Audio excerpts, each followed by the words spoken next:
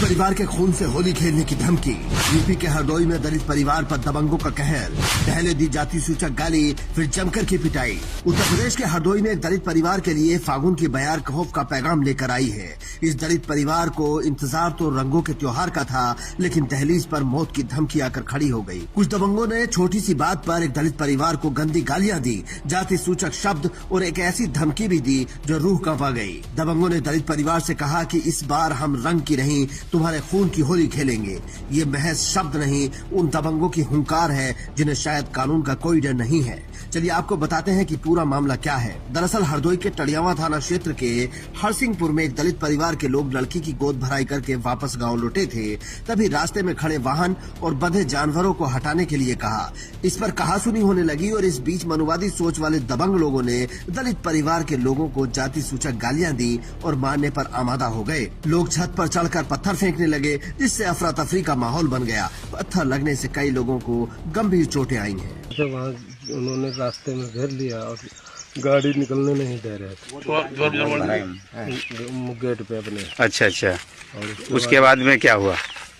गाली गलौज कर रहे थे, चमरबम मारेंगे और उधर से लाठी डंडा चलाने लगे। छत पर चढ़ के दिनेश हो रहे। अच्छा। कौन सा बंद होकर इकट्ठा करें, हम लोग निकल ना दे, ताजा वो बंद है। अच्छा। पत्थर चलाने लगे। अच्छा। सतिंदर और वो उसके बाद में उन्होंने क्या कहा? पुलिस के कार्रवाई की? आपने प्रार्थना पत्र वगैरह दिया? क्या कार्रवाई हुई है? पुलिस हमने भाई कोई कार्रवाई नहीं, हम लोगों ने करी, कोई सुनवाई नहीं है। अच्छा, उसके बाद में और कुछ अभी बाद में कह रहे हैं क्या? बाद में कह रहे हैं मार डालेंगे, तो उसके बाद में हम होरी खून के खेलेंगे।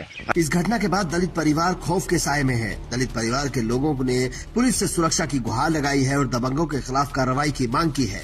इस बात की जैसे ही भनक दबंगों को लगी तो उन्होंने फिर से धमकी दी।